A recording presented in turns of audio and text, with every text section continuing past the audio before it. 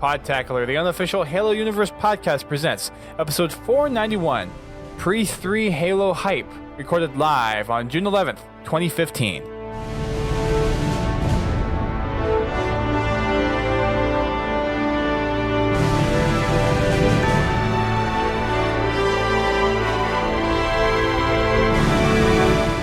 Hello everyone, welcome to Podtacular, the unofficial Halo Universe podcast. I'm your host, Duststorm.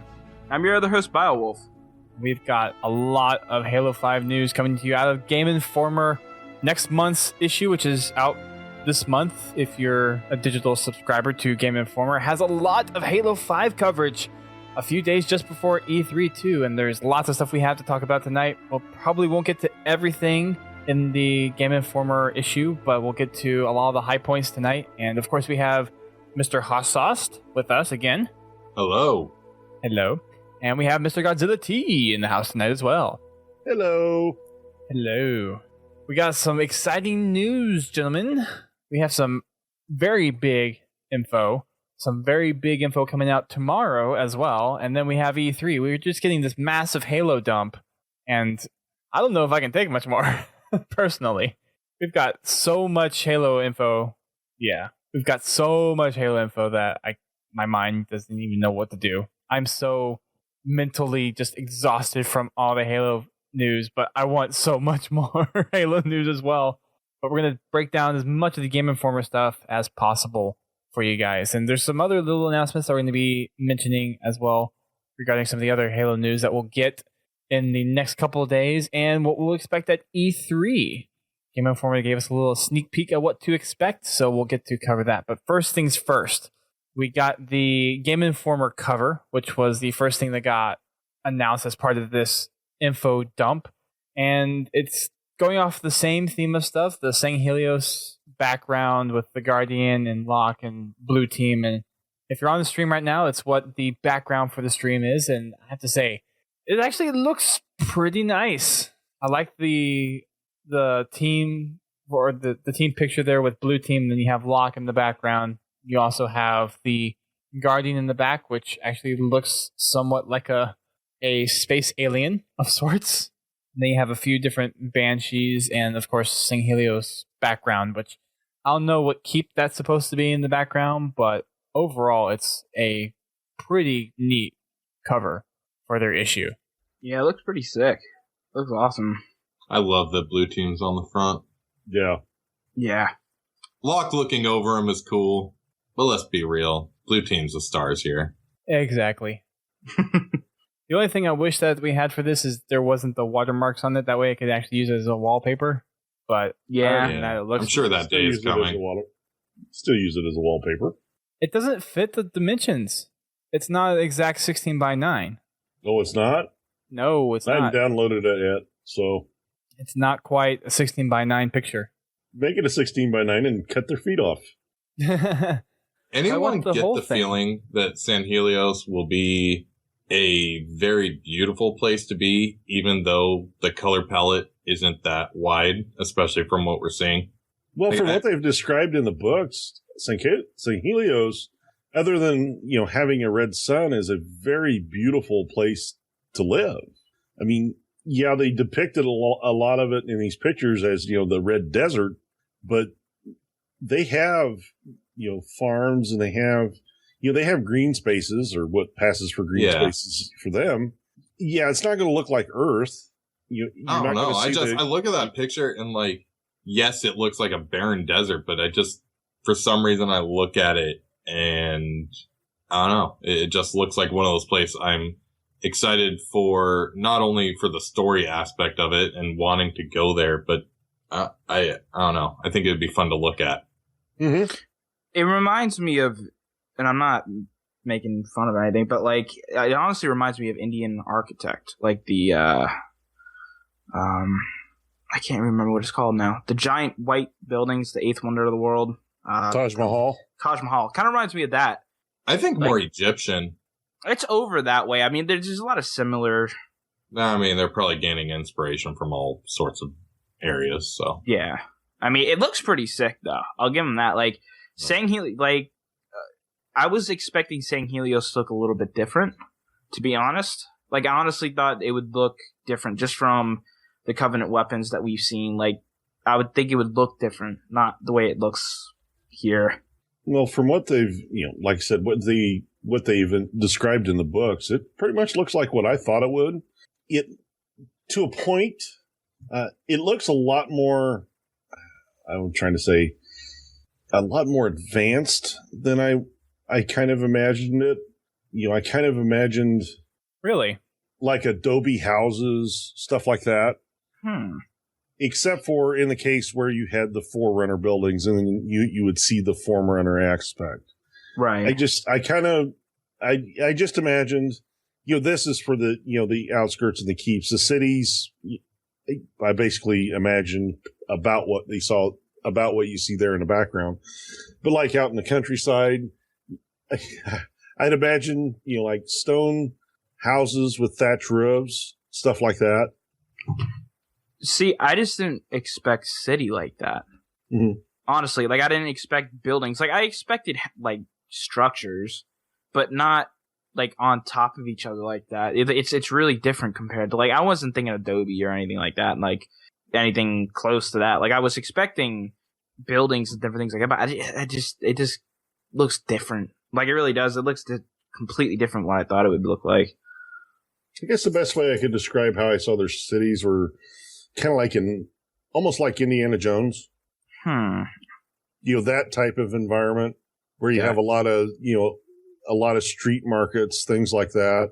Okay, I can kind of see that. I can understand where you're coming. And don't get me, I don't really know where I got that image stuck in my head from, because they don't really do a whole lot of description of, the types of buildings and stuff, except for when they're talking specific buildings like the temples and stuff like that. And then they'll go into some detail, but the general buildings they never really describe. So I don't know. I've just kind of always had that Indiana Jones Indian marketplace idea in my head. Interesting. I do think it's a little, just from my interpretation of reading the books and most of the stuff that I'm kind of pulling this more from the Kilo 5 trilogy stuff that I read, but I was expecting a little more variety in color other than just kind of the red or clay colored dunes of St. Helios. I was expecting a little more green and other things. So I'm kind of with Haas where it's like I was expecting something other than just the clay color, but knowing that it is kind of off of a sun that is more red colored, and it makes sense. I would just expect a little more color. And we might see this. Most of the shots that we've seen have been either from far away or have only been of certain sections of what we assume to be certain keeps. Well, there could be a lot of other be places. Different missions. I mean, how many different vistas did we visit on Earth in Halo 2 and 3? True. Or on a Halo ring. There's planets can be pretty big sometimes. Mm-hmm. They also just could be doing it just to keep everything consistent, so you get that feel that you're in the same place. From the original concept piece to current. The Chiefs trailer, the concept art, and all the arts kind of had that same feeling. I mean, it hadn't been an exact duplicate, but it's all had that, the sandy type look. So it could be just something as simple as they're just trying to keep everything tied together. So you can see that, okay, well, this is all kind of taking place in the same area. I'm sure we'll find other, I'm sure we'll see other scenery. We'll probably see a green space or blue space or a red space. I don't know what color the grass is on St. Helios, but we'll probably see, some place that has vegetation and stuff like that. Going over the high level stuff on the cover release article that they put out, they mentioned that you're going to be playing as a fire team throughout the whole campaign. So whether you're playing as a single player campaign or co-op, you're always going to have 4 people there playing with you. So you'll have, if you're playing solo, it'll be yourself as the chief with the 3 other members of your fire team, or you as Locke, depending on which side you're on.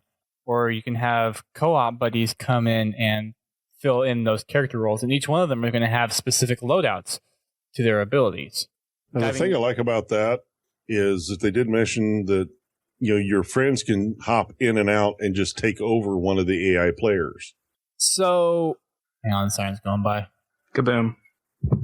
So one of the things about that I'm wondering is, I know they said your friends could jump in and out, but I'm wondering if that's more like you can come and fill the role and then start up the campaign mission, because you haven't had anywhere where you can just jump into a campaign session and join the player.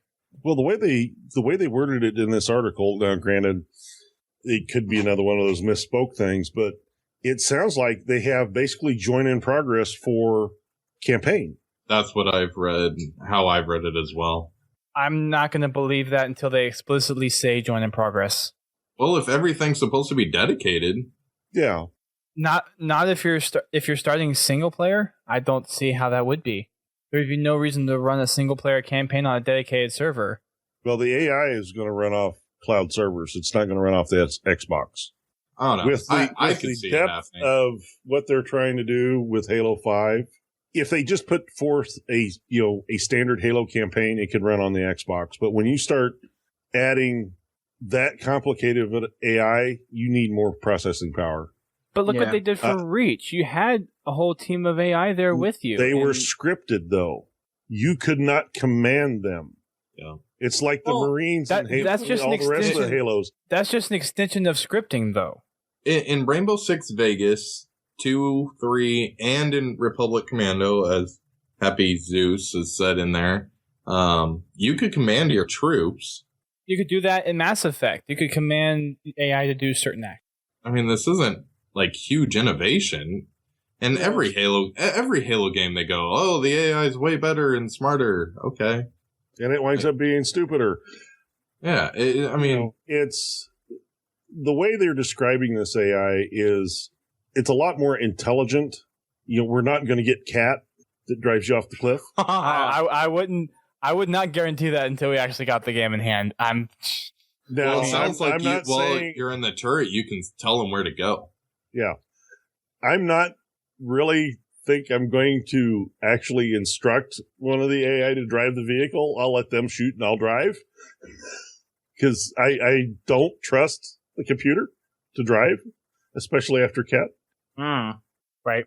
But it just, the way they described it, and I wish I could find the point in the article that says it, but it sounds like it's going to be a join in progress.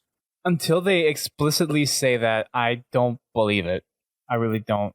They did say drop in and drop out. Did they explicitly say drop in and drop out? I believe so. That's, if I'm remembering correctly, and GT's remembering it as such, and it looks like in the chat they're saying so. So if someone can say what page it's on, I'll look it up while we're here, but... And Gears 3 had drop in and drop out. Right, I know that, but with Halo, I would like to see that. Why it's so hard to believe, I guess. Well, so let me rephrase that. I think it's technically very possible. I just think from the standpoint of clarification, it needs to be explicitly stated. And the way it was phrased, or the way I've seen it phrased so far, it wasn't explicitly stated that, yes, you can actually drop in and drop out of a live session. Because drop-in is like you can drop into a party and then you can start the campaign. Mm-hmm. So until it's explicitly stated that you can do that, then I'm not going to believe that it's there. I put it like this. If it happens, I'd be happy. I mean, we've seen things in the past where they said, like, they hinted and they pointed at the... Uh-oh, we lost Bio. Down goes Biowolf. I'm not saying I disbelieve in the ability to do it. I'm not saying that. I'm thinking it's just going to be something that it's... I just want the official confirmation. And whether it's there, great. If it's not, fine. I mean, it's not losing anything, but it's gaining a cool feature. So just, if that's the case, then it is. But I'm just saying, let's wait until it's for sure that's the way it is.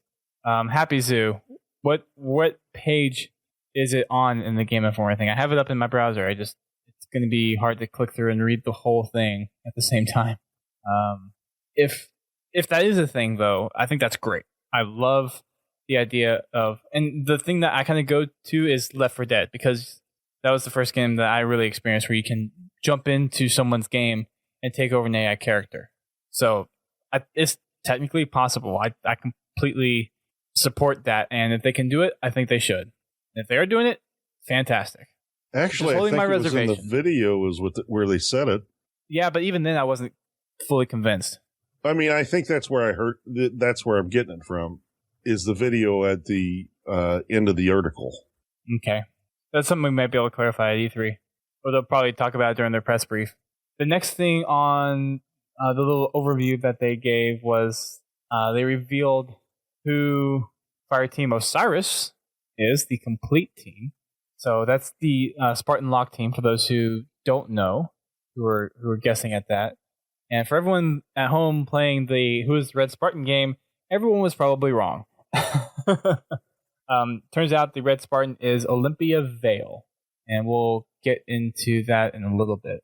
So the full team of Fireteam Osiris is Jameson Locke, Holly Tanaka, Olympia Vale, and Edward Buck.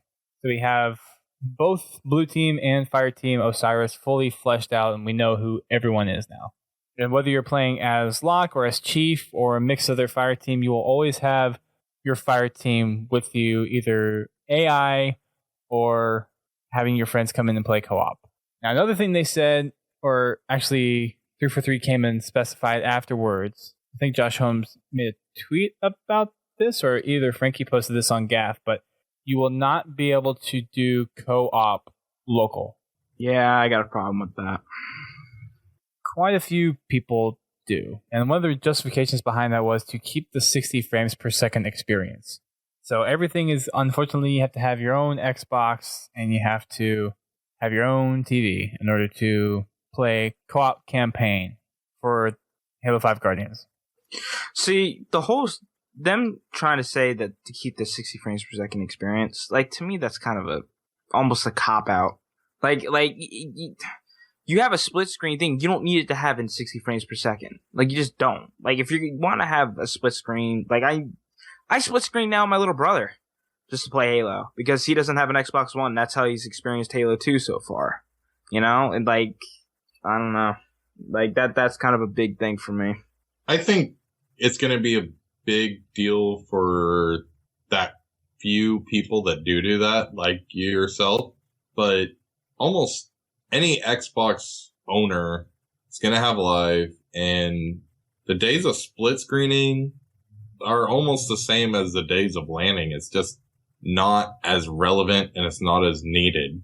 I know for me and my brothers, yes, I had the first Xbox in the house and we split screen for a while, but then slowly but surely we had 3 Xboxes in the house and we didn't ever need to split screen unless there was a LAN. And then Xbox Live came out. Halo 2 came out, and then nobody split screened. We just stayed at our own homes in our respected rooms, and that's how we played. I mean, the virtual couch is becoming more and more, and that couch buddy aspect of Halo and video games in general is just kind of phased away. Yeah, I'm sad to see it go, and it's going to piss off a lot of people. It already has. That people that truly buy the game for the, I want to play with my brother, or I want to play with my sister, or I want to play with my dad. I want to play campaign. I don't want to have to mess with live. I just want to play campaign, but I want to play with friends, that come over to my house. I think it's more a sign of the times than it is a technical issue. Regardless of when it happens, I've always felt that it was probably going to go away. And they were, I don't want to say looking for a good excuse to make it go away, but I guess that's as good as anything. Because it happened with me too, in Halo 2. Me and my friends, we used to get together to play Halo. Of course, our lives got more complicated because we got older and more responsibilities. So we got Xbox Live. And then we maybe, get together and play on one console once a year, twice a year, whenever we got together for a party or something like that. So I'm not discounting that thing. That is a part of Halo. I hope they find a way to bring it in, but I just don't see it happening. And it's frustrating to see something like that leave. I think it's one of those things that, because look at Halo 4, they did push the graphical fidelity of that game to the max. And I think that's what they're trying to do with Halo 5 on Xbox One. And I think to Haas's point, there's a good amount of groups or families out there that they have their own Xbox and they have their own TV, but there is still a good portion, I think, of Xbox people that have one Xbox because they can only afford one Xbox and they share an Xbox, and if they want to play with their kids or their family members or their spouse or whatever, they're used to playing on that split screen experience. And that corner of Halo isn't as insignificant as I think as people think it is. Oh yeah, it's a large part of the community. It's just unfortunately that's the way the games are going. Well, for me, whenever I go home, I play Halo with my brothers and my dad. I can't do that anymore because Halo 5 Guardians is only going to have 2-player split screen multiplayer. So we can't play as a family anymore. Mm-hmm. Well, sure you can. You just got to go to Master Chief Collection. That's not the latest and greatest, though. No, it's not the latest and greatest. But, well, I mean, Titanfall doesn't support split screen, does it? That's a new IP, though. And it does support 2-player split screen, I think. But you have to think that Halo is built off of a certain fan base, and you isolate certain part of those fan bases by removing some of that stuff. I mean, this is the same kind of argument that we had about removing elites from being used in multiplayer that we had the other day on Twitter. Yeah. To gain new things, you got to lose something. Yeah. They have a finite amount of resources. I'm sure if they could back it down to a 720p game again and at 30 frames per second, they probably would have the room to do the split screen, where you could have 4-player co-op for campaign and for matchmaking. It's, there's several games out there that are going through this, and then some of them are spanning generations of games, and that's the limiting factor. They have to keep the game to where it'll run on an older generation, and that's not what I'm talking about here. But, even as powerful as the Xbox One is, it has limitations. Yeah. And video takes a lot of resources. So I'm not making an excuse for them. I'm sure, to get it, we'd have to give up something else. So you kind of got to ask yourself, what's more important to you? And it's going to be different for every person, It's just one of the things that's the way the console market is evolving now. So, and it's a way for them to push copies, if you think about it.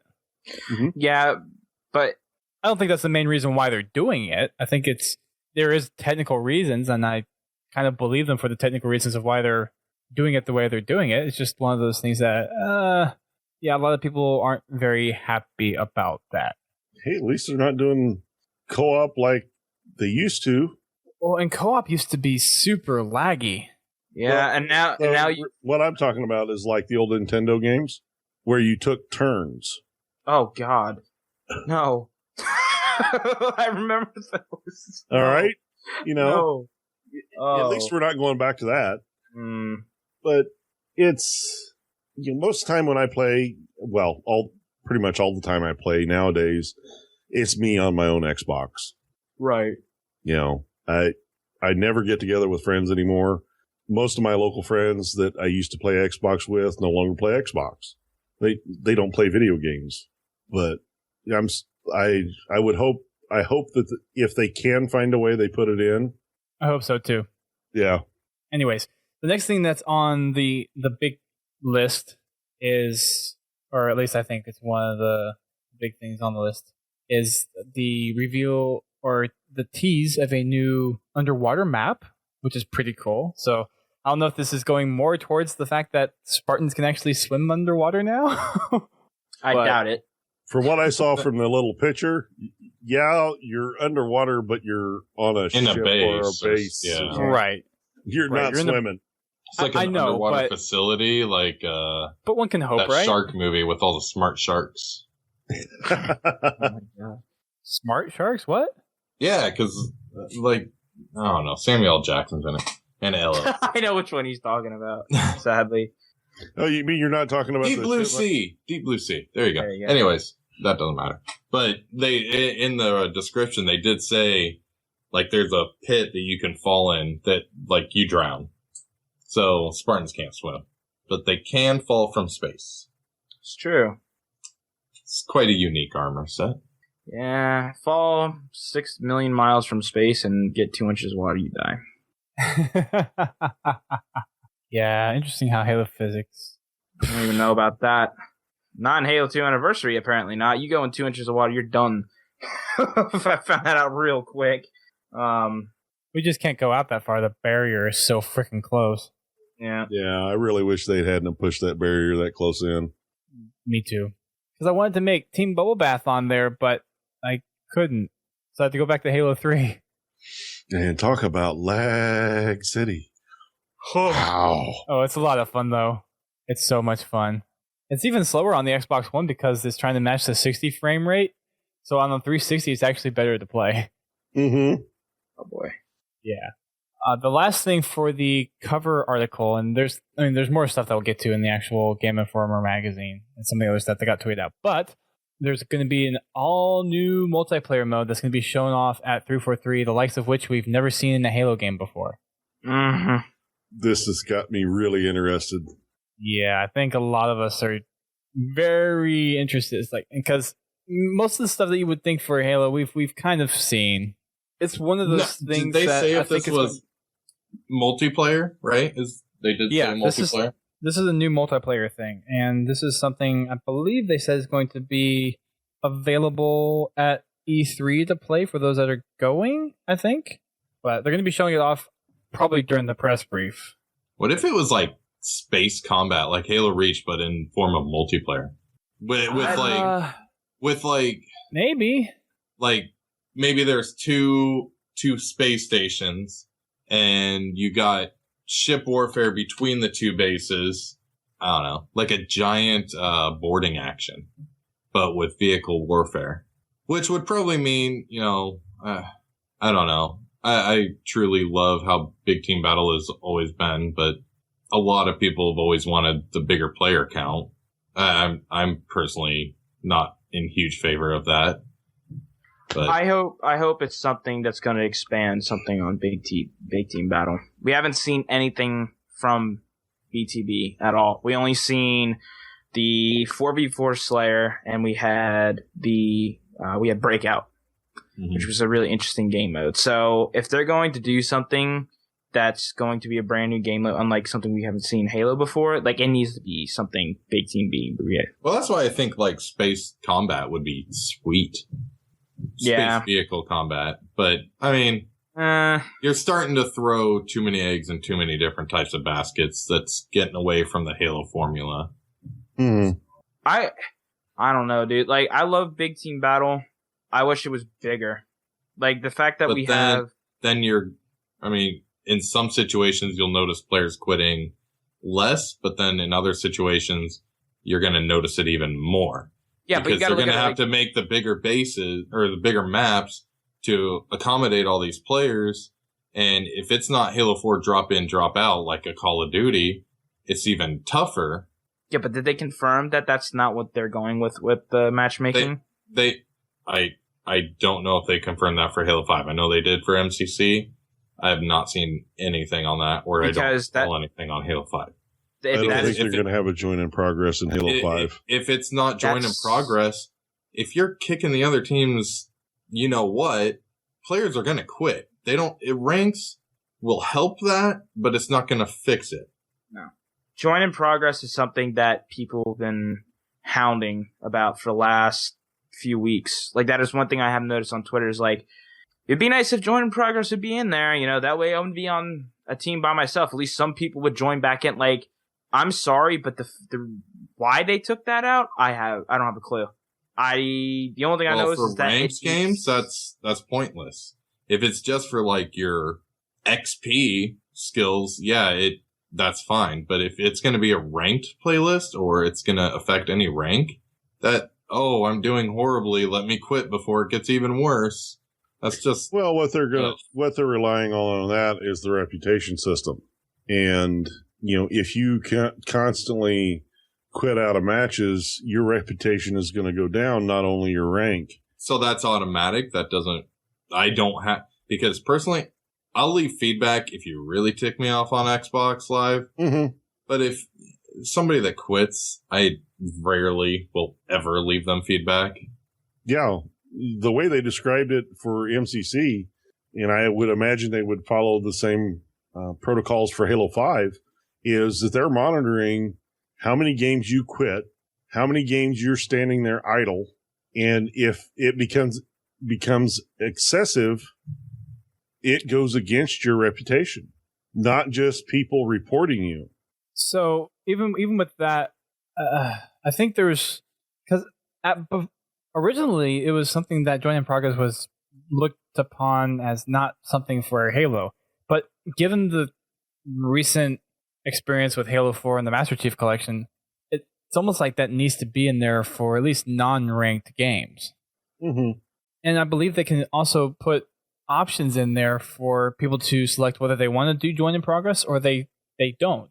And I believe I mentioned this on the podcast earlier, but I think there should be the option where if you happen to get disconnected from a game for any reason, that maybe it was a connection blip, or in Bio's case, the hamster stopped spinning, it's something that you can just jump back into the game within like a minute time window and rejoin your friends. Yeah. Even if it's a ranked game. So have that little ability. It's like, okay, you got temporarily disconnected. We're going to give you this time window for you to reconnect back. And if you can, you're back in the game. Yeah, and that's fair. And to the other point, to be able to go into settings and say that you don't want to join in progress, you want to start a new game, is another good option, because not everybody wants to jump into the middle of a game. Me, I don't mind if it's early enough in the game and you still have a reasonable opportunity to turn it around.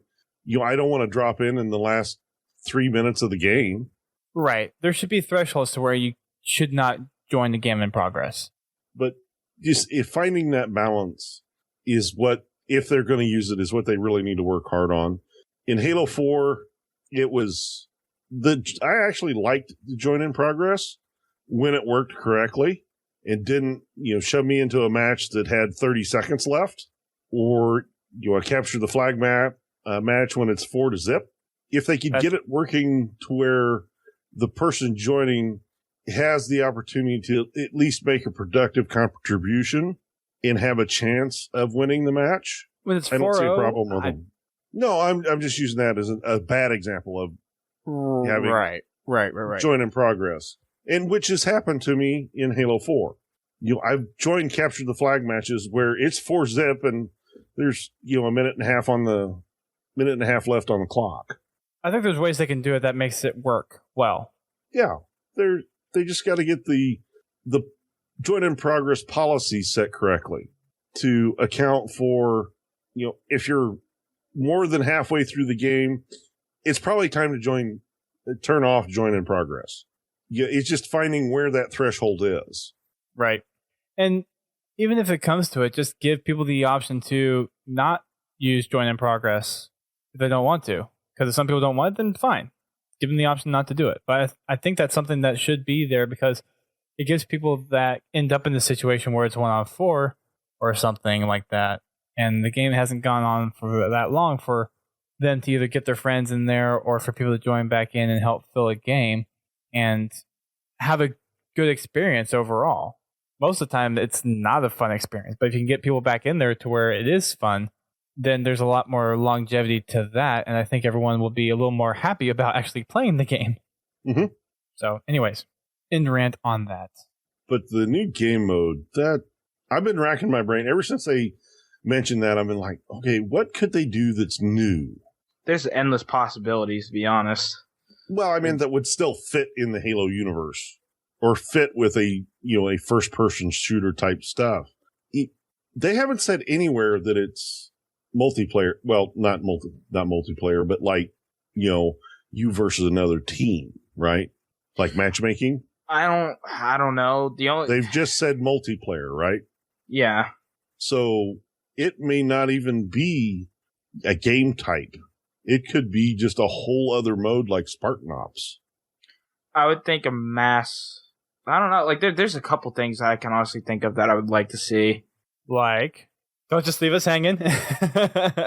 Me and my friend were talking about this a while back, and it was more or less have multiple teams on a giant arena. Like, say, for instance, a condemned city that was, like, glassed or something like that, and have multiple teams of 4, like, kind of more like multi-team, but have an objective to see which team can get there first while killing each other. So, like, say, for instance, it's like a giant capture the flag type deal. Then you have your team of 4. The first person or the first team that gets that flag, or it doesn't necessarily have to be a flag, it's just the objective. Get the objective done first with that team. Maybe have like 7 or 8 teams of 4 on a giant city map type deal. Yeah, but I don't think that would qualify as never seen before. We've never seen anything like that. Like, when I'm talking like yeah, we have. Well, not on that scale, but we've seen that in multi-team. Right, but I mean, I understand what you're saying. Yes, it would be new, but they're saying something that has never been seen in Halo before. Well, right. I mean, I understand. So this tells me that it is not related to anything that is in Halo currently. I don't think that's the case. Like, They've been spending a lot of time with Max Hoberman recently. And what was his vision for Halo 2? Big multiplayer. True, but I don't think what they're saying that we have. I think them saying something we haven't seen before is relevant to them saying that it hasn't been in Halo yet. Like, granted, it's going to have the same mechanics that we've seen in other game types, like maybe something like big team battle or something of that sort, but just maybe in a different way, maybe a bigger scale, maybe. And I don't know, like a new game type that kind of enhances different things you're going to be able to do in multiplayer. I've been hearing some ideas kind of tossed around. One of them was like, what if each team had like their forge god, basically, and they could drop supplies onto the map for their team. Like they were the supply droppers, or they were like ship commanders, and they could send in ordnance or airstrikes, things like that. That'd be unique. I mean, that's more or less going. There's a lot of games like that. Like, look at the new Fable. They're doing something like that. Not to that extent, but I don't know. It'd be an interesting dynamic. I'm not saying I want to see it, but I want to see something. I'm a huge 4v4 guy. I mean, Big Team Battle. I'm constantly saying BTB. Big Team Battle is something that I enjoy a lot too. I haven't exactly cared for it because I'm at the Master Chief Collection because everybody just quits.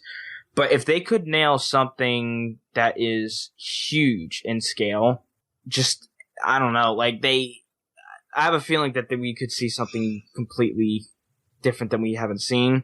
But I also feel that it's going to have the same resemblance to something that we've played before. Like, I don't think it's going to be completely new. I think they're going to have a new look on it, but it's going to be interesting to see. Like, we've never seen them put out something like that, just saying, "Oh well, this is going to be completely new, nothing we ever see." Like, we haven't seen that.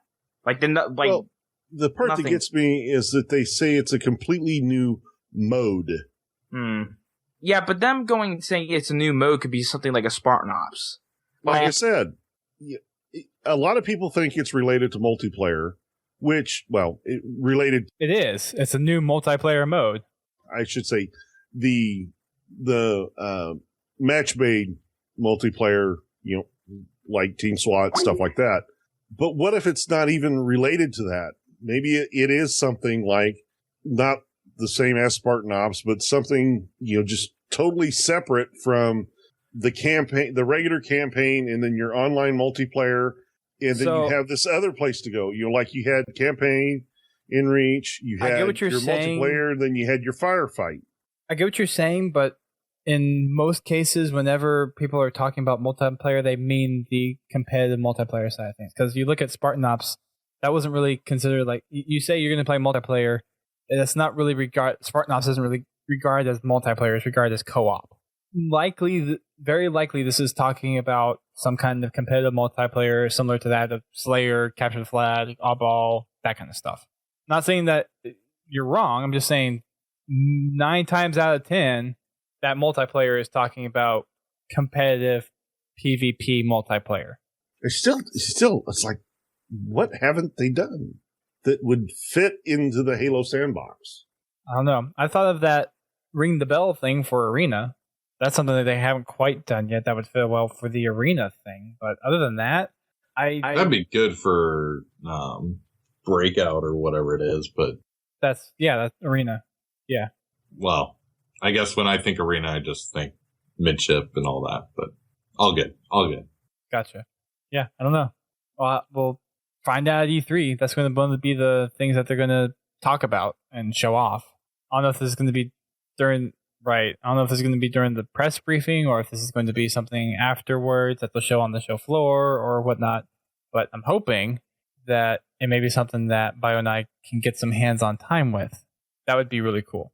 One of the other things to note about the campaign, and we're going to be jumping around here quite a bit, so sorry for the random jumps to places, but we're going to have a revive system instead of a respawn system in campaign. Pulling the old Battlefield copy right there. What do you guys think of that? What do you think of having the revive instead of the respawn? Guys, can anyone in the stream still hear me? Because apparently Skype has just died. I don't know what is going on. This is getting awkward. All right, so you guys can hear me. Looks like we're having a few technical difficulties with Skype. I'm going to try ending the call and calling them back. See if we can get them back. I see some interesting stuff in the chat, which I'll address here in a second. Hang on. I'm getting my bearings straight here. But yeah, Revive is going to be one of those things. I kind of like the idea. I think it's a really interesting idea that I think will play well to the Fireteam thing. Because traditionally for multiplayer, it's been one of those things that you're playing as a duplicate of whatever character you're going in as. But for this, I think the Revive is actually pretty cool. I like the idea of going and picking up your player right where they are, and you don't have to worry about waiting. And this is one of the things that they mentioned in the article too, was you don't have to wait for enemies to get cleared out before you respawn back into the action. And the other thing too is that you're there, so you pop up right where you are. You just kind of like you were just not in the battle for a little bit, and you come right back in. So I actually like the idea of respawn for campaign, personally. I really like the fact that the AI can revive you for a couple of reasons. One, you don't have to wait that too. Yeah, you don't have to wait for a safe respawn. And you don't have to revert to previous checkpoint unless your whole team dies, I'm sure. Come on, Laser Run. Halo 5 Lazo. We're going to have to crunch that out for the Master Chief collection when we're at RTX, right? Sure, like we won't have anything else to do while we're there. We've got the Thursday. We can stream all day. I'm still trying to decide what time I'm going to leave. Oh, really? Yeah, I'm trying to determine if I want to leave at 3:30 or 3 o'clock in the afternoon on Wednesday, or if I want to leave at 3 o'clock in the morning on Thursday. That would be a very important decision to make. Do I want to sleep before I start to drive, or do I want to sleep in the middle of the drive? But I think it's going to be a really cool mechanic to have that in the campaign. You know, there's been so many times, you know, you're just about to finish that level and the random grunt throws a sticky on your face. The random suicide grunt. Yeah, the random suicide grunt, or the blue, you know, you get the blue spider. And you're like feet from the checkpoint, your next checkpoint. So it's kind of cool that they have put in there the ability for the other Spartans to revive you, and that you can revive them as well. Right. I think it's going to add a lot more fun to the game, especially when you're playing it on the harder difficulties. It won't seem so much like a grind. I hope so. And I think that's actually going to...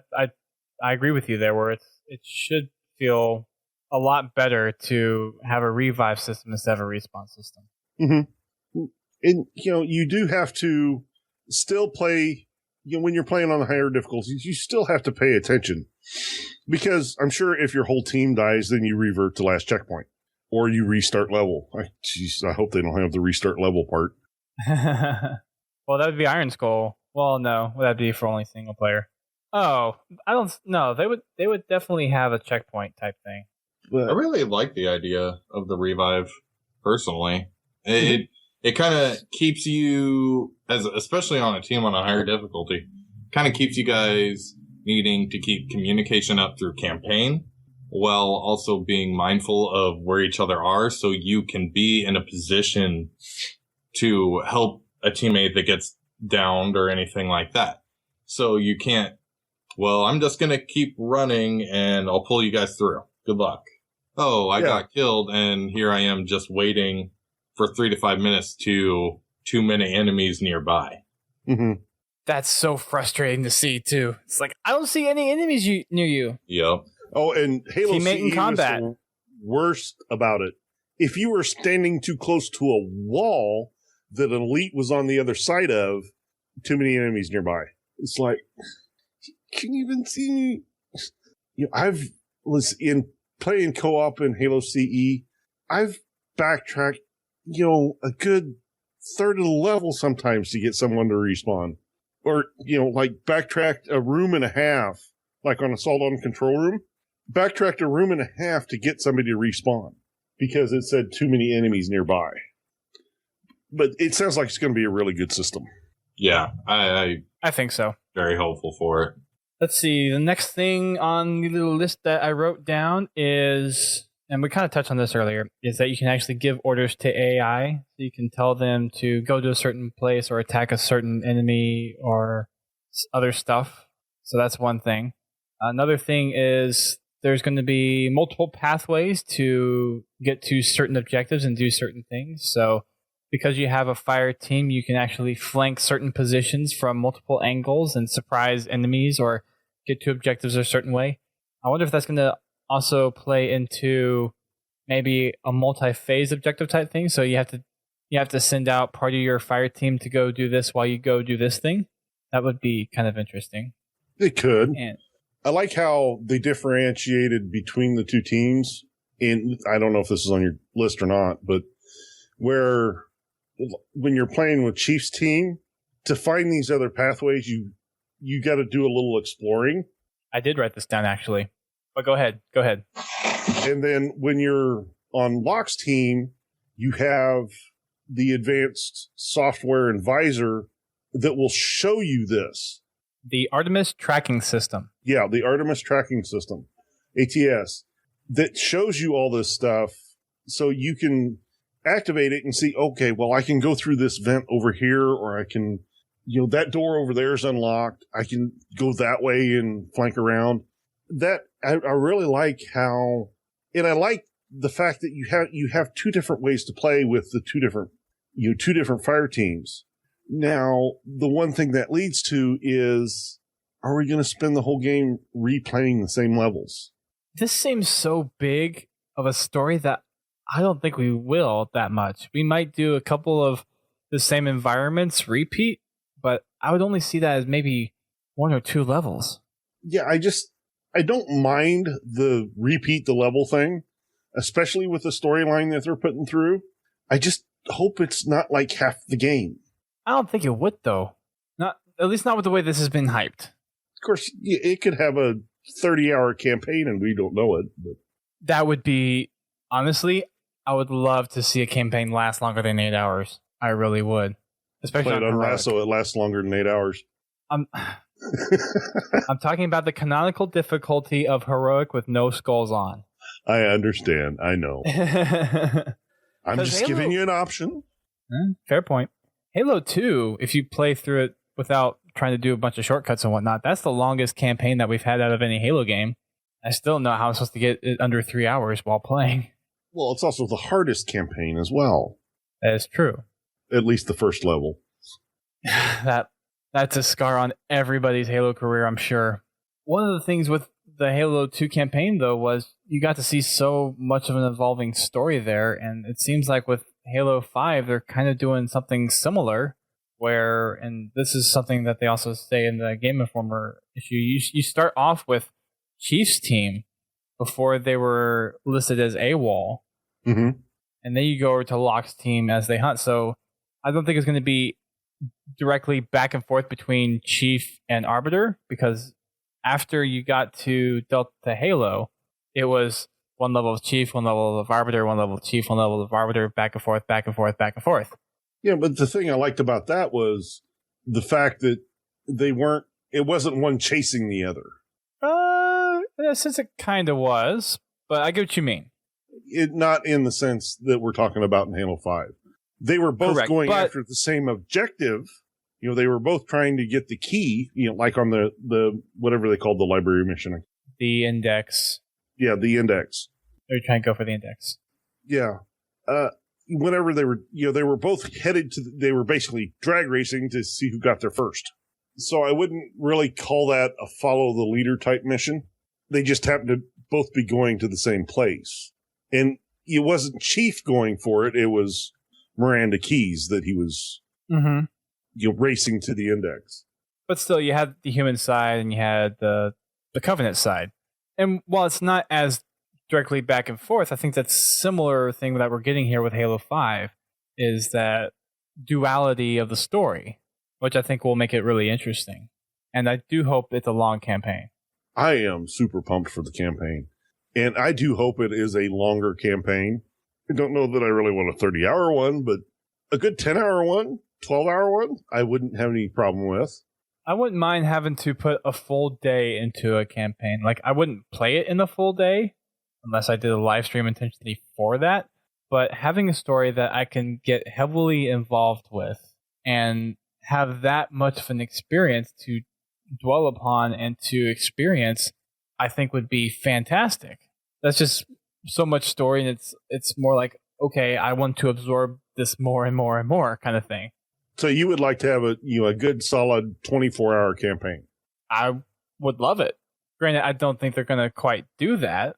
I think what we've learned about the Halo games, if you really wanted to take your time through each mission and really consume all the story that really is in all these missions, not just the narrative that they're giving you, but the story that they plant throughout each mission, you could probably extend this easily, any Halo campaign, in the 20 to 24 hour window. Well, I mean, usually my first playthrough on a campaign is on normal because I want to look around. I want to listen to the dialogue. I don't want to be so focused on enemies that I miss everything else. And that's why I play on normal. And after I get through it on normal, then I'll go back and I'll play it for achievements, on legendary stuff like that. But I'll play it on normal just so I can really enjoy the story. It's like Halo 4, I think the first time I played it through, it took me 14 hours of total playtime just because I was exploring the levels.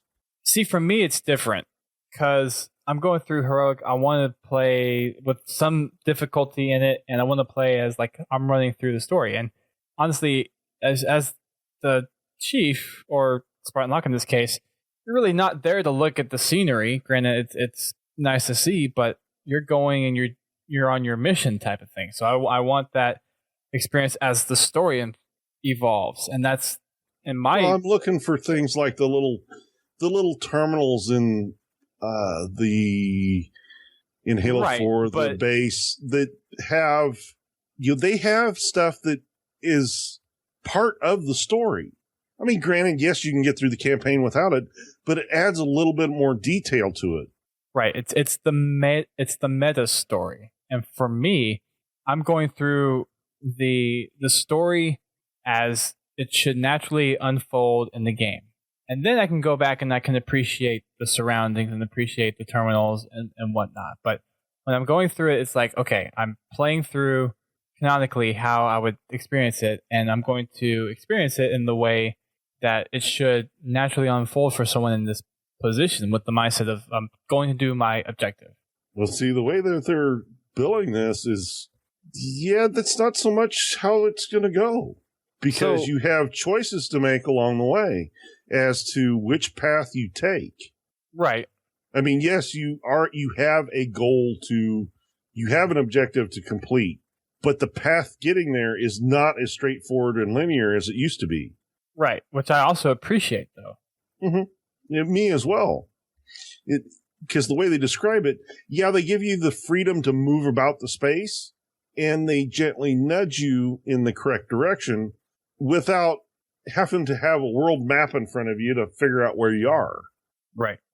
And I did enjoy that in ODST where, you had the map function. You say, okay, I'm here and I need to be here. And, you could work out how you wanted to get there. There were several paths to get there.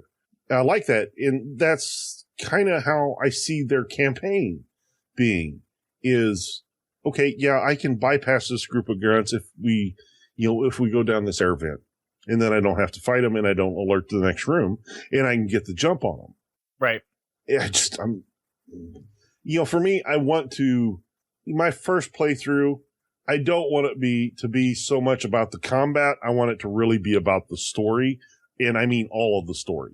The story to me is what you make it. Mm-hmm. And to me, that is, you're in there, you're doing your objective, you're finding the stuff that you need to complete your objective, not being sidetracked, because being sidetracked is a waste of time and it's a risk. And just thinking in military terms, I'm not saying like from that perspective of like, yeah, they make Halo really pretty and there's these other things in a video game, since it's a video game that you would go discover. But to me, it's just different. The thing is I still see it as a video game. But I want that immersion of like, I am the one that is playing this story. I am telling the story. Then you need to just go out and pick you up an Oculus Rift. They don't have Halo on the Oculus yet. Well, guess what?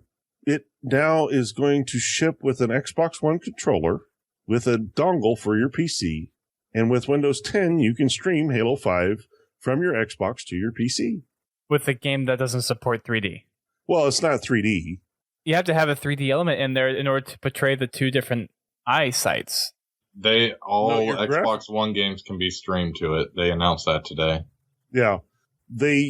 What they do, that's all handled by the graphics card in your computer, is dividing the picture up to where you see it like an IMAX screen.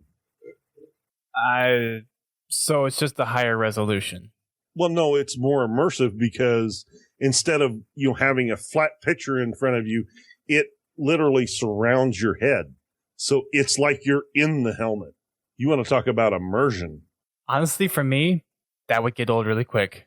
I could see me getting really tired that quickly, and I don't see the practical application. Unless you can actually get a sense of 3D, like you're actually in there, I don't think it would last long as that kind of functionality. I mean, it's a great idea. I just don't think it would last. Who knows? Halo 5 might support 3D. It could. I mean, with the number of 3D televisions that are out there now, it would not surprise me if it has some 3D support. I'm not going to be streaming my Xbox to my PC.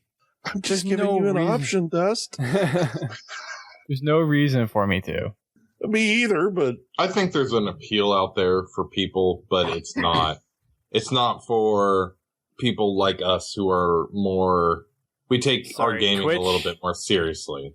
Twitch reaction with delays over processing a video signal down to a LAN signal, then getting reprocessed on your computer, being output to your graphics card.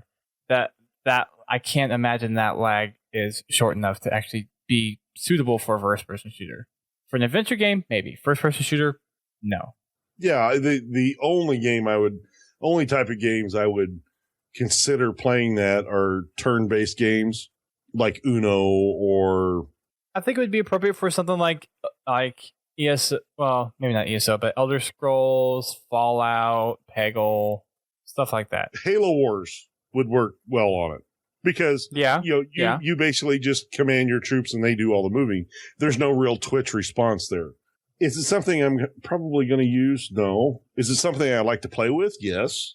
Just to see what it's like and to see how well they can compress or get the information off the Xbox to your computer and on your monitor and see what the lag is like. How sad is it that their HDMI input or output? Input? Yeah, input. So if you plug a console or something into the HDMI input on the console, the delay is supposed to be, now what I keep hearing is there's supposed to be little to no delay on the streaming. What if the streaming is more effective than the HDMI input on the console? Well, the HDMI input on the console wasn't intended to handle a gaming rig. It was designed to handle a set-top box or a DVD player. It wasn't it wasn't designed to hook your PS3 or your Xbox 360 or your PS4 on and game.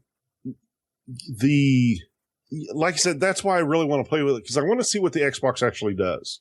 Well, they had it in the preview, so did you try it yet? No, it hasn't. My preview crashed, and I haven't been able to get it put back up yet. Ouch. And I hadn't been able to get it to work yet. Gotcha. I think while I was out of town, I had a missed update or something. But anyway, or something weird happened. Gotcha. Well, going back to the original question, I put in the chat how long people would like to play the campaign for. And Happy Zoo said 30 hours. Pins Halo said 24 would be a good length. And then Lone Warfare Dude, he said until I beat the game. That's how long I'll play it. Heck, that would be how long I would play it too. It took me, I want to say a week to beat Mass Effect, playing 4 hours a day or so. That would be pretty cool. Next thing on the list that I have written down is Spartan Banter now replaces the normal interactions that you would have with Cortana. So you have all your AI is actually talking back to you and filling the void with like pointing stuff out for objectives or responding to you whenever you issue commands and that kind of stuff. So that's kind of filling the void that Cortana left. I think that banter will be really fun with Osiris. Blue team being Spartan 2s and being that they are more disciplined, I think that might be a little more difficult. But when you have personality, especially like Buck, one that we've come to know through New Blood and ODST, I think the banter on Osiris will be a lot more of a lighter, or there will be that comedic relief, where on Blue team it'll be more straight to the point. It'll still be enjoyable to listen to, but you won't have that like ha ha ha punchline here and there. I don't know. Chief has some pretty witty one-liners. Yeah. Yeah. I do agree with you, Haas. As far as the fun time, it's definitely going to be more Team Osiris, especially with Buck there. That man can't say a single sentence without having some smart-ass remark in there. But, if Blue team is just all business all the time, I'll be kind of a little disappointed because, in the books and stuff, they've got a smart aleck side. It's very small, but it's there. And it's, whenever it comes out, it just kind of smacks you in the face and says, wake up. And it's refreshing. And I hope that they include at least some of that in there. Because that's always one of the fun things about Halo is hearing what the characters say, especially when you put the inbred skull on and you get the less common dialect. Dialogue? Yeah, dialogue. Dialect. I'm going to be speaking in Russian. Well, at the time I was thinking about how, all the grunts and stuff they had been speaking their for the past couple of games and not English. Right. That's another thing I'm looking forward to is hearing the grunts talk again.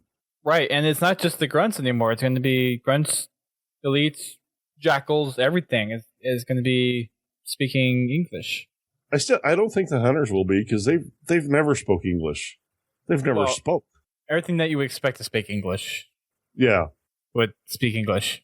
I can't wait to find out to hear who they got to do the grunt voices. Because what's his name? Well, Joe Staten works at Microsoft again. Did he do the voices for the grunts? Yes. Okay. He did some of the voices. I thought it was somebody else. No, it was him. Bio would be all over that if he didn't crash out. But I hope they get somebody.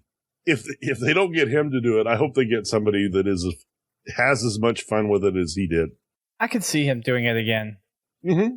Let's see. That was kind of the big things I had written down, the big overview things. And we are kind of running a little long, but I did want to talk about the character profiles that Game Informer put up earlier today. So I'm going to go ahead and read through those real quick. First one I'm going to go through is do a character. They have little character blurbs for every single person. So starting off with Fireteam Osiris, Spartan Locke. Locke is an ex-agent of the Office of Naval Intelligence, but he has recently started working for the UNSC as one of their newly minted Spartans. In spite of what fans might think based on recent trailers, 343 Industries says that Locke doesn't hold any animosity towards the chief, but he is given a mission to bring him home. And Locke is the kind of guy who always comes through on a mission. Locke is a world-class manhunter. If you need someone tracked down, Locke is the guy you want to call. So that's good to know that Locke doesn't have like a vendetta out for Chief or that he has some kind of reason to bring him down. He's just doing his job. Kind of fits my prediction 1 or 2 weeks ago where I kind of just haven't felt that Locke was there to kill Chief. That just, yeah, they're trying to make Chief a villain in Hunt the Truth, but I don't think it was like, let's make this guy a villain so we can kill him. I think they just kind of wanted to not have him be relevant anymore in the military so they can see the Spartan 4s as this, more humane, more mindful Spartan military program. Right. I don't know. Maybe to help to glorify the Halo or the Spartan 4s. That's something that Game Informer kind of brought up too, was that the background of the Spartan 4s is that they have a record of military service. And there's actual human components to them that you wouldn't get out of the Spartan 2s because they were basically trained to be ironclad soldiers, not like robotic or manufactured minds, or as Game Informer puts it, not robotic single-minded monsters. And that's one of the things that you go back to Hunt the Truth 2 weeks ago with Del Rio talking about. I know these Spartan 4s, they're actual human beings, whereas the Spartan 2s are basically manufactured hunting machines. So you go with the human element, and then you just go with the element that just is a powerhouse. Another thing that Game Informer mentions is while the Spartan 2s could easily take on Spartan 4s in their unarmored state, with the upgrades and how the armor is today for the Spartan 4s, they could take on Spartan 2s in pretty much an even combat. I don't think they could take Spartan 2s. I just think they're I think they training from such a young age. I think that's what part of that is they're not. If you basically compare spec to spec, they're pretty equal, not accounting for experience, which, all the people on Team Osiris are experienced soldiers. Granted, they're not as experienced as Blue Team, and they haven't been as specifically trained as Blue Team for the same length of time. But, like if you just take and compare, you compare the specifications, the Spartan 4, Spartan 2 side by side, they're an even match. The thing that makes it uneven is the additional experience the Spartan 2s have. Right. Exactly. Where they can function, they function very well as a team, but they're also exceptional individuals. Where Team Osiris, they've always been part of that team element. Well, Tanaka really hasn't been. I mean, she was a minor. Okay. But she was trained when she was doing her military training. She was trained in this team environment where you've got, Master Chief and Linda. Linda pretty much most of the time solos it. She's one of the only snipers in the UNSC that they let do that. And we know what Master Chief's been doing for the last 10 years in our time. Fred, and this is one thing that bugs me, especially on his profile and the way they got his loadout set. Fred, for one, he's in the canon. They state that he is their second best, or their best spotter, their second best sniper. And he is absolutely a tank when it comes to CQC combat. So, the experience level is the determining factor here. All the Spartan 2s, they were trained to work as teams, but they're also very exceptional at soloing it.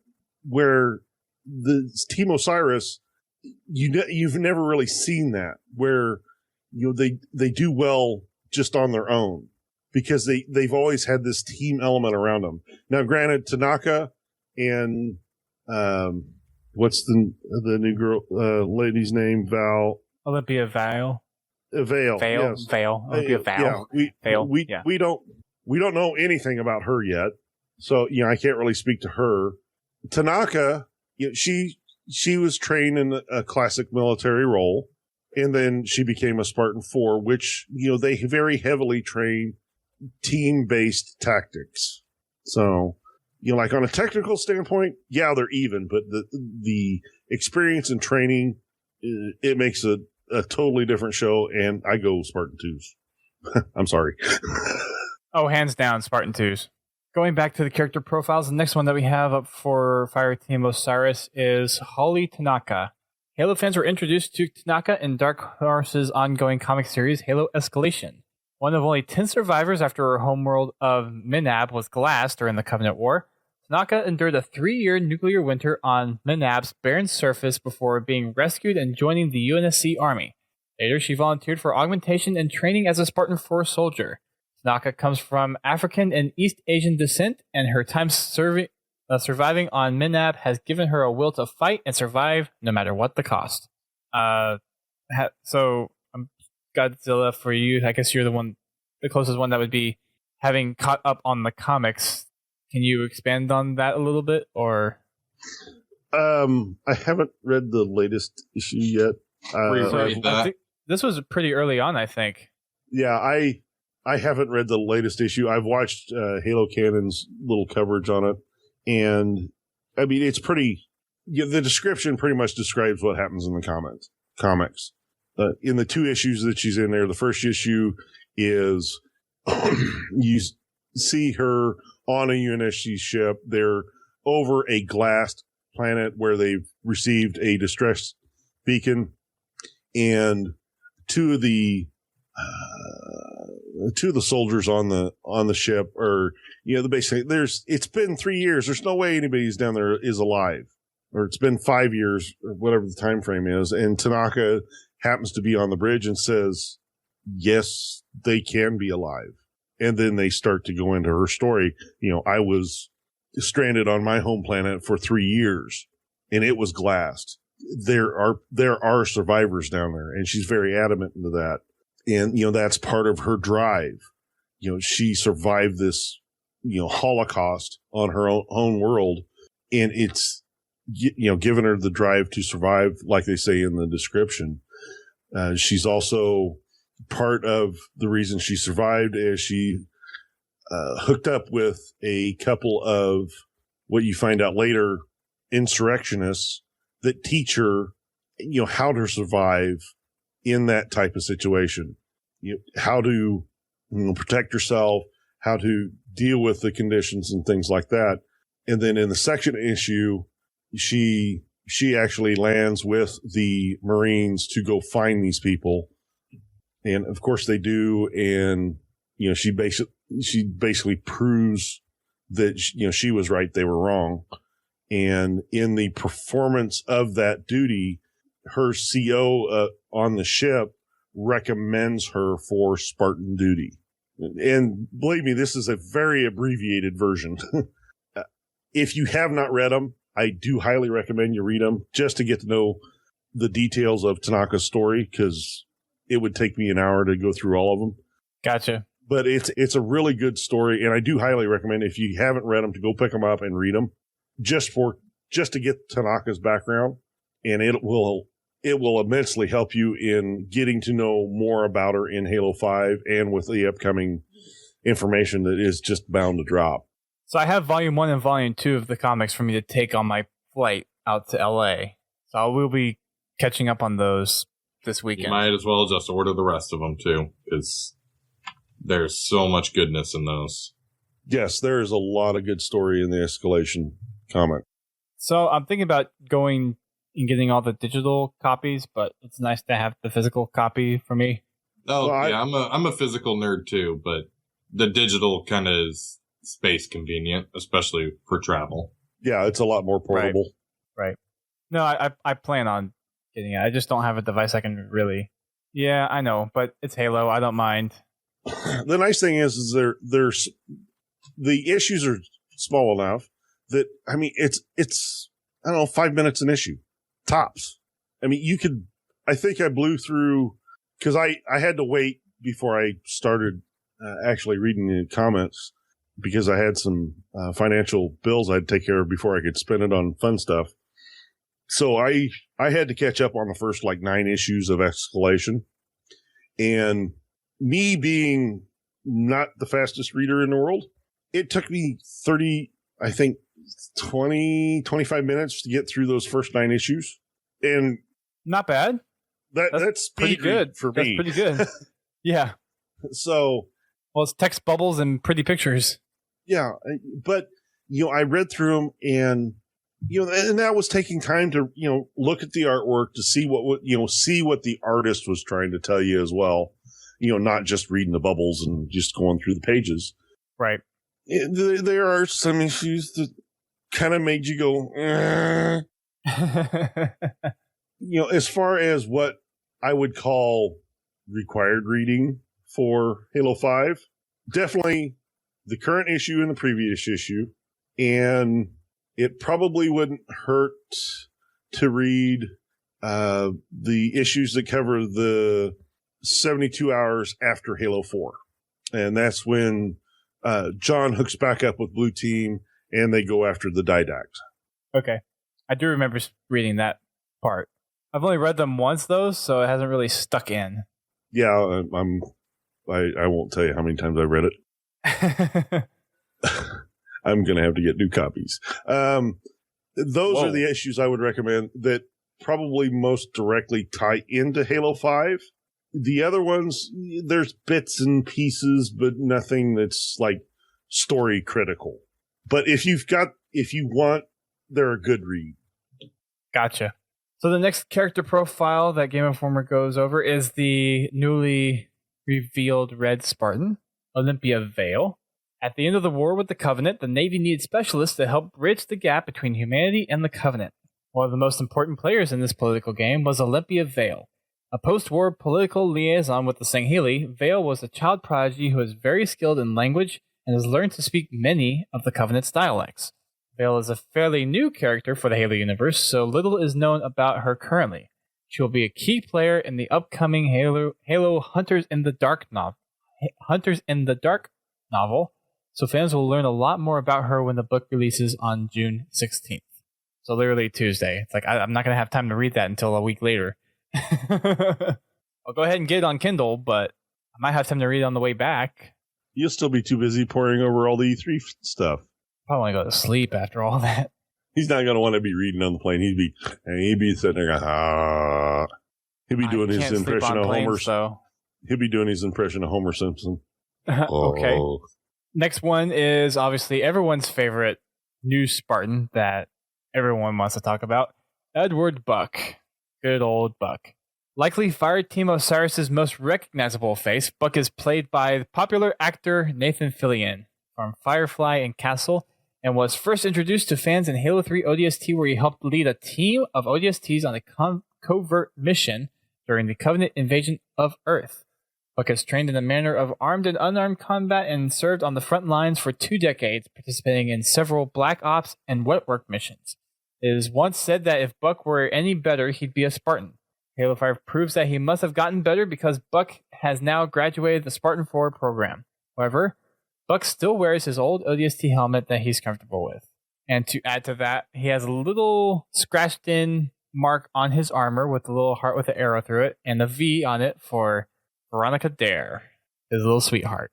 So if you haven't read New Blood yet, we just spoiled the whole thing for you. Well, I mean, even from ODST, you could tell that he was still sweet on her. Oh, yeah. Yeah, but New they Blood weren't goes exactly into dating at the time, but, Ex-scorned lovers, just ready to bicker. But deep down, they want each other. I still love that line.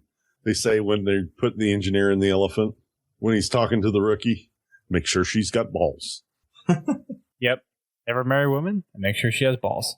So that is Fireteam Osiris, Spartan Locke's team. On the other side, we have the Master Chief's team, Original Blue Team. Part of the Spartan 2 program, they were taken at the age of 6, genetically augmented, and are probably the most badass motherfuckers you ever see on the other colonies. And yes, I think badass motherfuckers is appropriate in this case. Bamps. Not arguing. I'll say it on stream, but I'll just bleep it in post. So, the most badass Spartans you'll ever see. There's a little clip for me to replace it. Diving into the character profiles for these Spartans, I think we know a lot about John already. I don't think that requires any explanation, but just in case, they did a little write-up for him. Not much needs to be said about the Master Chief, as Halo fans are already familiar with the series' iconic hero. Master Chief is considered to be the hero of humanity, as he was a key player in helping humanity win the Covenant War. 8 months after Cortana's destruction in Halo 4, Chief is reunited with Blue Team, his oldest friends. The members of Blue Team are the last officially active Spartan 2s in the UNSC service. However, near the beginning of the game, something happens to the Chief, and the entirety of Blue Team decides to go AWOL. 343 won't reveal any details about this event, but it's significant enough that the UNSC forms a second team of Spartans led by Jameson Locke to hunt down Blue Team. So pretty much everybody, what we all thought. Pretty much. Thought and knew. And Pins points out that the original team was John, Kelly, and Samuel, and I think this was before the whole they got into the armor. Well, No, actually, they was had one when mission. they received their armor. Was the mission? It was the mission that they received their armor where Samuel died. Gotcha. But that wasn't Blue Team, right? No, that was Blue Team. Okay, I thought Blue Team formed. Okay. Well, no, the teams had already formed before they had armor. They already had their little groups of 4. Now, Gotcha. John was basically the head of all the Spartans, but he had his own little group of 4 that he always did missions with. You know, they had, Blue Team, Green Team, Black Team, Red Team. They were all different, groups within the Spartan, the overall Spartan group. Matter of fact, Fred, if I remember correctly, was usually the leader of Red Team. Okay. When it comes to the canon. So Fred is probably, Fred is a newer addition to Blue Team, to Chief's team, but he's not. He's kind of always been there. And John has always, respected Fred. They've even gone so far as to say he could be chief. He just doesn't want it. Gotcha. And Pins is in here in the chat also kind of clarifying some of this stuff as well, where he was putting out the original team was John, Kelly, and Samuel, which is only 3 people. And this was formed the first day of training with the Ring the Bell training.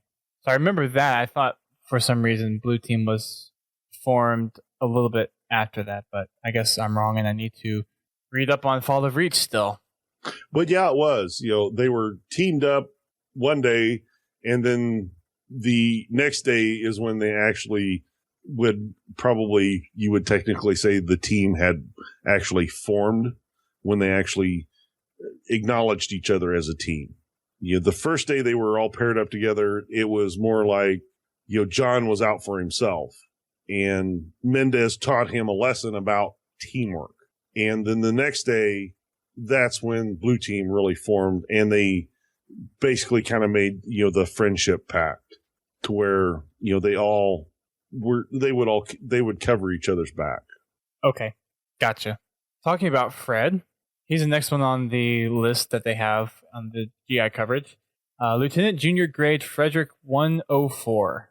An expert in strategy and battlefield combat, Fred is actually the highest ranking member of Blue Team and technically the leader. However, Fred often defers command to the chief. 343 Industries thinks of Fred as a kind of producer for Blue Team. He's the guy who organizes the team and helps them focus on their strengths. He cares a great deal for each member of his crew and is emotionally impacted when anyone under his command gets hurt. Good old Fred. Next one. I like how they put that in there. He defers to Chief, even though he has the higher rank. I think that's just it speaks a lot to the team. They trust each other. Mm-hmm. There you go. Petty Officer Linda 058. A highly skilled marksman, Linda is the quietest member of Blue Team and likely the most observant. In the Halo lore, Linda is known to take out multiple targets so quickly that observers don't know who she targeted first. A bit of lone wolf, Linda is good with a sniper that she doesn't even use a spotter to help her find targets. Most impressively, she's taken down Banshees by sniping the pilot through the tiny slit below the vehicle's canopy.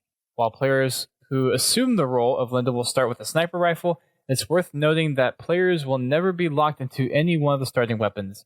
Each member of the team is functionally the same, and most of the differences between the team are cosmetic or story related.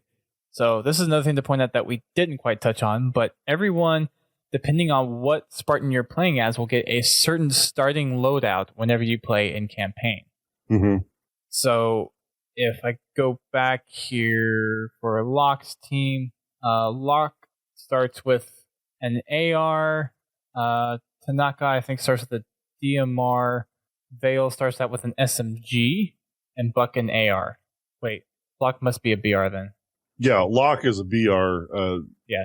And Tanaka, DMR, Vale, SMG, plasma rifle. And then Buck with the AR. Then on the Chief side, Chief starts with an AR, Fred with a DMR, Linda with a sniper rifle, and then Kelly with a shotgun. yeah, see, I still say they need to switch Kelly's loadout and Fred's loadout. That makes sense. And didn't Halo Ken in his little video say something about switching up the weapons too? I'm pretty sure he did say, he said Same something thing. about it as well. I think he said the same thing, which he goes in a little more detail behind the canonical stuff that has been released by Game Informer. So if you guys want a little more deeper dive into that, then make sure you go over and check out his latest video, because he actually does a really good job covering all the canonical stuff. The last person, of course, on Blue Team is Petty Officer Kelly 087. Blue Team's key reconnaissance expert, Kelly is quick on her feet and adept at analyzing combat situations. While all the members of Blue Team are close, Kelly might be the one of the Chief's closest friends. In the game, Kelly will be technically as fast as the other members of Blue Team, but in the Halo lore, Kelly has been clocking running as fast as 38 miles per hour. Her speed also extends to her reflexes, which makes her a formidable hand-to-hand combatant. Blue Team has been known to use Kelly as bait, having her lead enemies into traps set up by the rest of the team. So if you play as her, you get to be bait. I don't think we're going to see her speed really come into play through the campaign. No. They just said that. Oh, well, yeah. You didn't hear what I just read? It's also, I think it's probably something that they're not going to give a position where her speed would be useful. Not for the purposes of playing the campaign, no. Canonically, yes, but gameplay-wise, I think 343 is making the smart decision and seeing that it really doesn't play well to the play experience. Although it probably depressed all the speedrunners. I didn't even think about that, to be honest. Well, think about it. If you had Kelly's additional speed to speedrun a level. But I think to that point, though, if you're speedrunning, you're going to be playing as Chief, right? I mean, that'd be your first go-to Spartan. I think if you were playing solo, you're locked into Chief. Yeah, I think you probably are locked into Chief, but I mean, you could just get a buddy of yours to, join a buddy's game and then make your run as her through the level. And if they had split screen, you could just, fire up an extra controller. True. It's just something that popped in my head. Fair enough. Some multiplayer specific stuff. I think we got through a good chunk of the campaign. There's some mission specific stuff, which we'll try to talk about in another episode, but we're going kind of long here. But there's a couple of other things I wanted to bring up. At launch, we're going to have 20 multiplayer maps. And then by June 2016, we're going to have an additional 15 downloadable maps that will be absolutely free. So 2 things. Is Truth and Regret going to be considered 1 map or 2 maps? Probably 2 maps. So the remixes are going to count as maps. So it's going to be 10 maps with 10 remixes. Quote unquote, maybe. If every map has a remix, which And Forge maps. Are they counting Forge maps? Probably not. If it's like Reach, then no. Well, I mean, why show us the Forge maps if I don't know? I think the Forge maps are going to count. I think that was to show off Forge. I don't think that was to show off Forge maps. Now there may be maps that are considered on-disk maps that they build with Forge. I mean, if there's 4 maps that are all made in Forge and they count that in the 20. I don't think they will. Yeah. At the most, maybe 1 or 2 Forge maps. If they have any. They could be all just straight up, standard on-disk maps. I hope you're right. That's something I would like answered. The doubter in me, I guess. I'm a very optimistic guy, but you just know. Yeah, even with regret, the 2 maps played totally different. It was like you were on 2 separate maps. Yeah. Well, to a point. I mean, there were some areas that it kind of all played the same, but even with Empire and what was the other map? Gosh. Anyway, I know what you're talking about, but I'm blanking. Empire and its remix, those the only thing they had in common was they were both at the top of skyscrapers. The layout of the maps were, there may have been one room that was similar, but if that's what they're doing for remixes, I don't have a problem with it, because to me, those felt like 2 different maps, and your play style changed on each of the maps. So even with remixes, I'm cool with it. The part that I really enjoy is the fact that they're going to have this free DLC, because that's always been one of the big problems with matchmaking, is because you get DLC and then you split your player base. Yep. Yeah. And it's been more apparent as each Halo game has come out, as the player base has slowly dwindled. Right. It's, yeah. And one of the things that they mentioned in the Game Informer article is there's always been this division, like you were saying, Godzilla, as those who have the DLC and those that don't.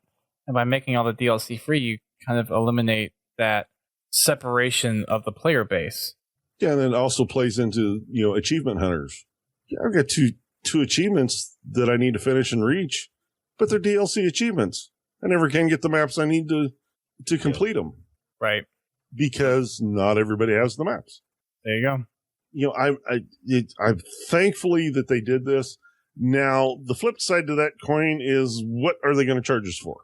So probably like armor skins or things like that. Little microtransactions. The little transactions that will add up to a lot.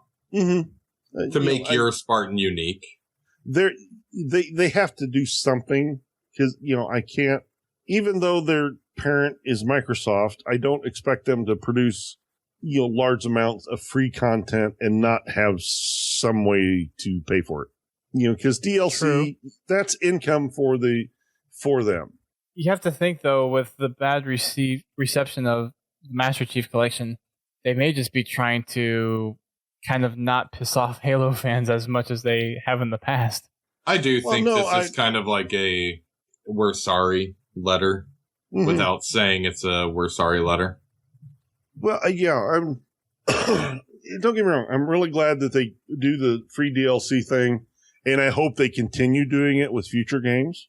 But it makes me wonder what they're going to do to replace that income. Yeah, I think it's going to be cosmetic. If it's cosmetics, that's fine. They may already have it, because, like the article says, Halo 4 was the most purchased game of the Halo franchise. Mm-hmm. But it was also, the reason it sold so well is because of Halos 1, 2, and 3. Right. Take all that extra money that a lot of people say they probably didn't deserve. You've got some left over, probably. I mean, I'm just shooting from the hip here, but that they probably used up on the Master Chief Collection trying to get it fixed. Well, that's aside the point. A couple other things that I want to mention before we wrap up, because we are definitely pushing the 2-hour mark, is we've we're teased of some big changes happening to Empire, and there's a little bit in the Game Informer article that talks about the changes that were made, especially cutting off certain areas and changing the map flow there. So that's one thing. And another thing, and this was actually a tweet that came out after the issue was put out there, but all Halo games are going to have betas from here on out. Yay!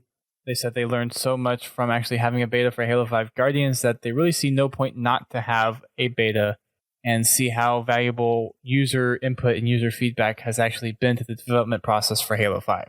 That's such a good call. Not even as as an apology, because I don't think it's an apology. I think it's literally 343 learning as a studio, learning from past mistakes, which that's what we wanted, is please learn from your mistakes. Don't continue down the path. And hearing that tells me we hear you guys. We want to know what you guys have to say. We're learning a lot from you and from what we're learning just in you playing our game, what we can see. Because inside a studio, they're going to fall into habits because they're going to be playing the same people, same thing over and over and over again. Mm-hmm. When you have millions of people playing your product, that's a million different opportunities you have to see something different or game breaking or, whatever, evolving. True. Very true. That's all the big things I had. Did you guys have anything else that you heard of that you want to bring up before we kind of wrap this up? Did we cover the Xbox Live's Gold membership? So, no, but I guess for clarification purposes, everything that you expect for playing online is the same. You have to have Gold to do anything online related.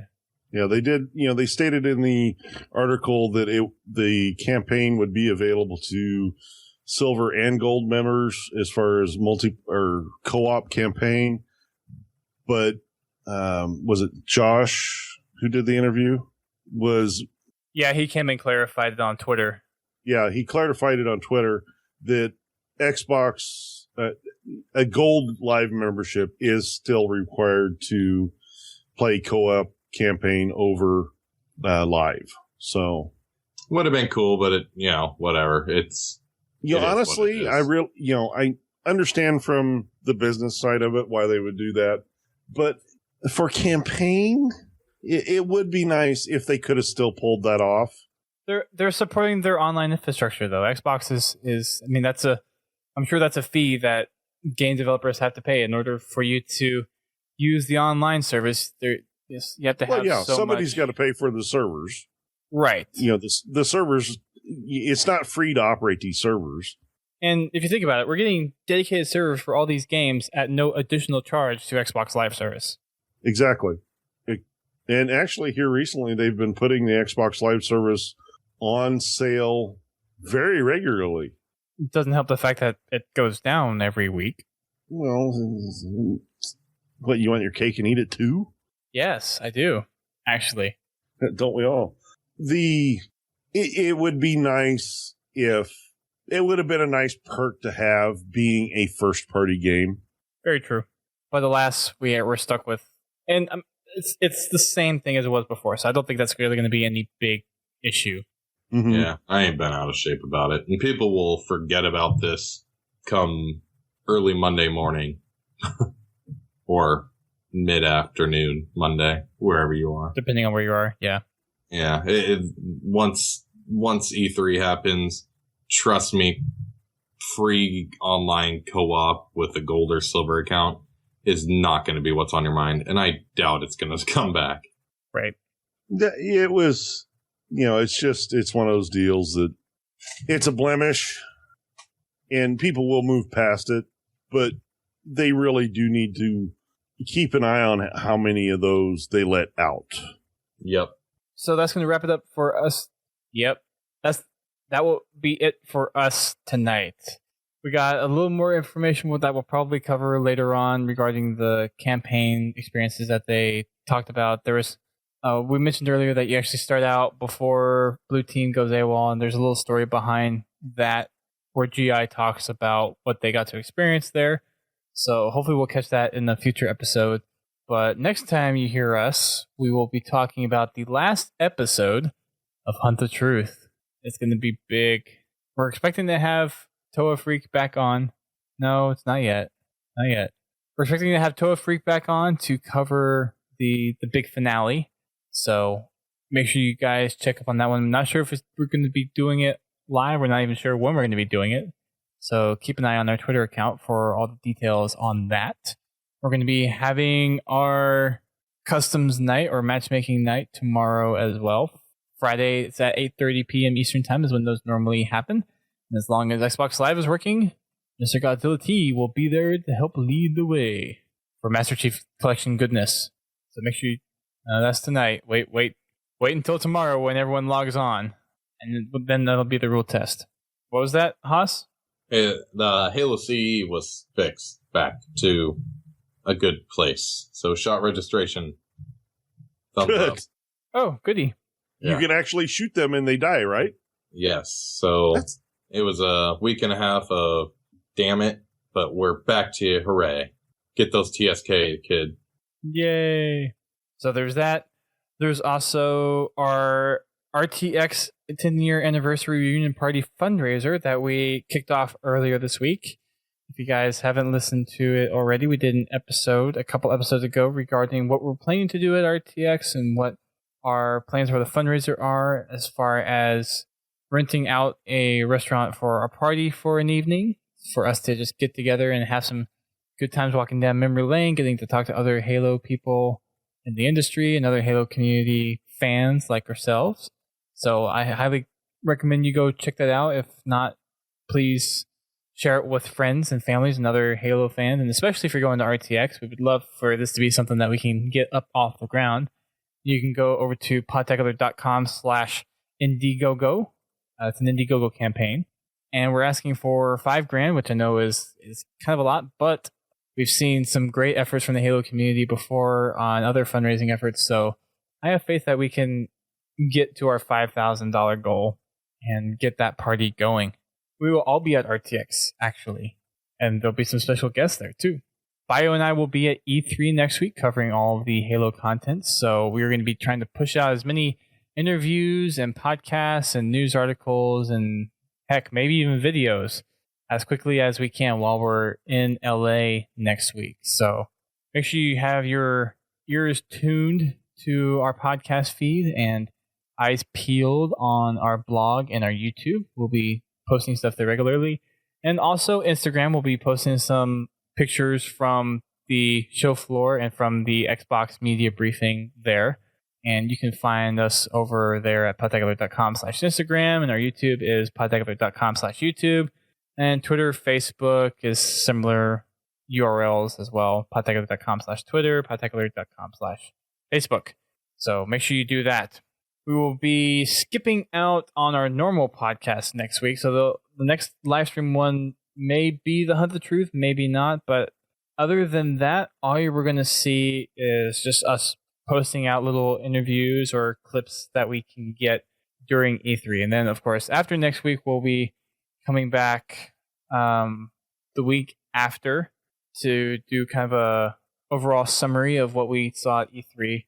And then after that, we will probably be taking a break because we have done a lot of podcasts over the last 2 months.